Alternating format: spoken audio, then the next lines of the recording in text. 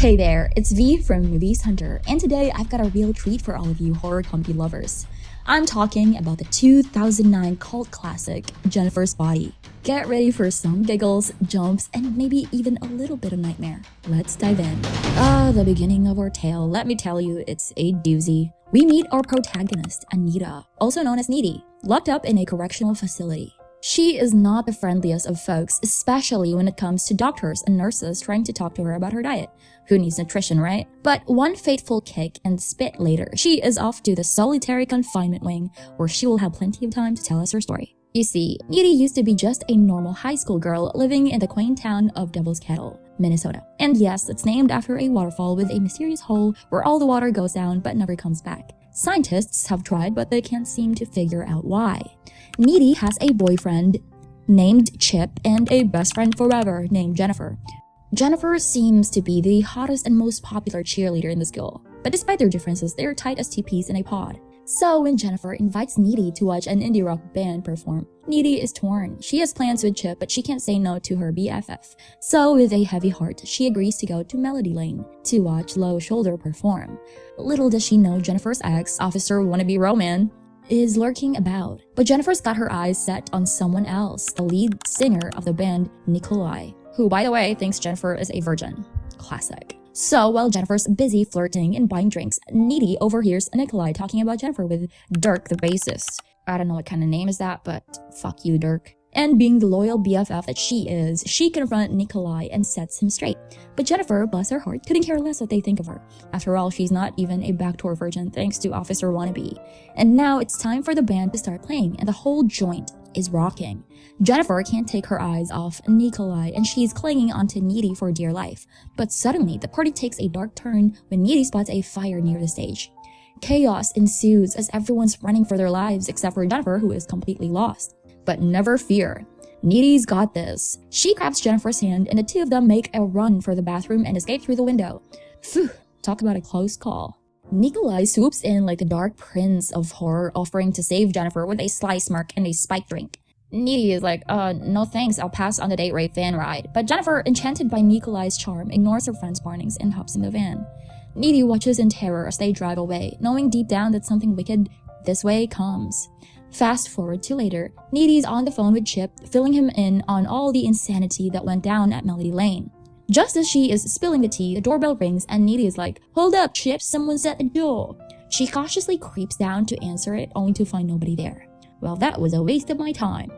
As she is making her way back to her room, she hears a noise coming from the kitchen. It's just a leaky faucet, but Needy's nerves are fried, so she jumps. When she turns around, she's face to face with her best friend Jennifer, but something's off. She is covered in blood and her eyes have that "I just ate yourself for breakfast" gleam in them.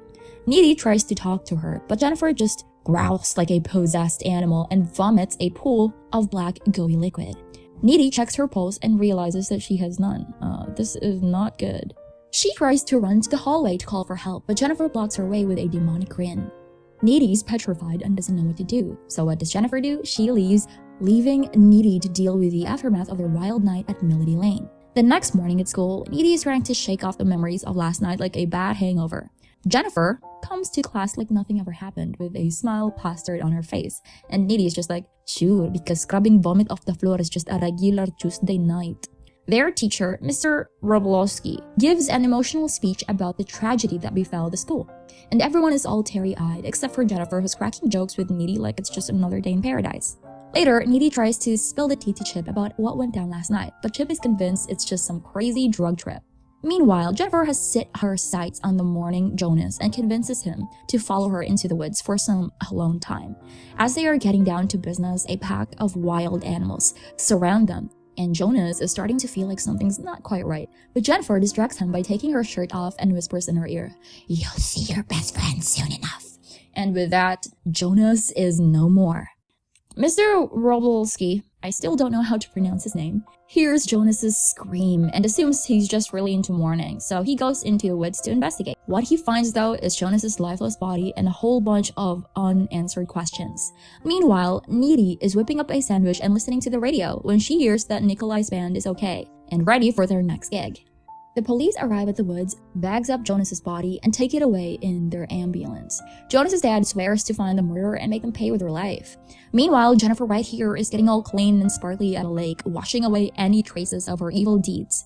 She calls Needy to brag about how great she feels, like a reborn god, but Needy's getting suspicious, especially since everyone else is mourning the loss of their classmates, except for Jennifer, who is more lively than ever. Fast forward a month and the whole town is trying to move on, but not Needy. She's got a sharp eye and a sharper tongue and calls out the Low Shoulder Charity event for being a crass attempt to profit off the tragedy. But of course, she gets attacked for speaking the truth. Then we have got Colin right here, the cool dude trying to ask Jennifer out on a date. But Jennifer's not interested until Needy convinces her to give him a chance. And while they're watching a movie, Chip swings by and asks Needy over to his place for a little romance. Meanwhile, Colin's on a hot date with Jennifer, thinking he's got all the luck in the world.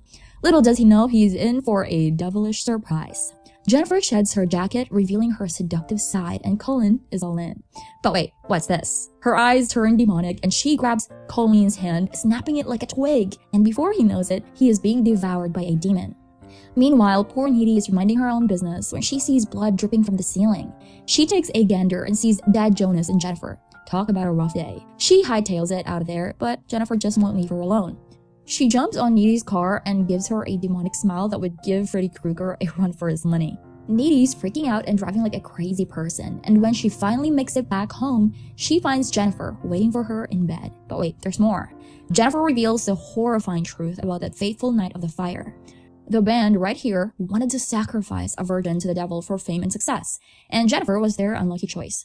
They tied her up near the falls and Nikolai stabbed her multiple times. But instead of dying, she came back to life and found her way back to Needy, and all she wanted was a little bit of blood and not to hurt her best friend. Later on, Jennifer made Ahmet her first victim, and she's unstoppable because of her instant healing powers. Meanwhile, Needy is trying to figure out what's going on with her best friend and why she is suddenly killing people. But of course, Chip just wants to go to the dance and doesn't believe in Needy's demon theory. Needy is on a mission to stop Jennifer and tells Chip they shouldn't go to the dance, but all he cares about is his dance plans. So she decides to break up with him because saving the world is more important than a dance. And let's not forget about Chip's loving mother, who gives him a can of pepper spray for protection. How sweet. So Needy and Chip both end up at the dance, and Jennifer has something she wants to talk to Chip about. She lies to Chip about Needy's relationship with Colin and tries to turn Chip against her. Classic demon move. So Jennifer, the man-eating demon, finally shows her true colors to Chip. She's all like, "Oh honey, I care for you so much, smooch smooch." And suddenly Chip's under her spell. Meanwhile, Needy starts to suspect something's fishy when Jennifer and Chip disappear from the dance. She races over to Chip's house only to find out they're nowhere to be found. Needy's got a hunch that Jennifer's after her man and sets out to find them. And what does she find? Jennifer has completely taken Chip to an abandoned pool for some private time. But Chip's not having it and tries to pull away, which makes Jennifer angry. She drags him all over the place and starts down on him. Yikes. Needy rushes to the scene and jumps into the pool to save Chip, but Jennifer is too strong. I mean, she's the demon. Just when it seems all hope is lost, Chip gives Needy the pepper spray and she's able to take down Jennifer. But it's too late for Chip. He has already lost too much blood and dies in Needy's arms. Needy is heartbroken, but she knows she can't let Jennifer keep killing innocent boys, so she gears up to confront Jennifer and put a stop to her killing spree once and for all. It's time for Needy to be the hero, even if it means putting herself in harm's way. Jennifer, the poor demon, is feeling weak and helpless after missing out on her favorite snack, Chip. Wink. She just wants a good night's sleep to recover, but little does she know, Needy's lurking in the shadows ready to pounce. But wait, Jennifer's got some tricks up her sleeve. She manages to dodge Needy's attack and bites back like a boss.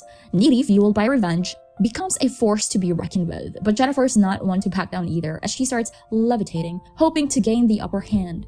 But wait, what's this? Needy grabs their friendship necklace, which stunts Jennifer, causing her to plummet to the ground. And just when you thought it couldn't get any worse, Needy stabs Jennifer right in the heart. Jennifer's mom walks in and sees her daughter lying lifeless on the bed, gasping in shock.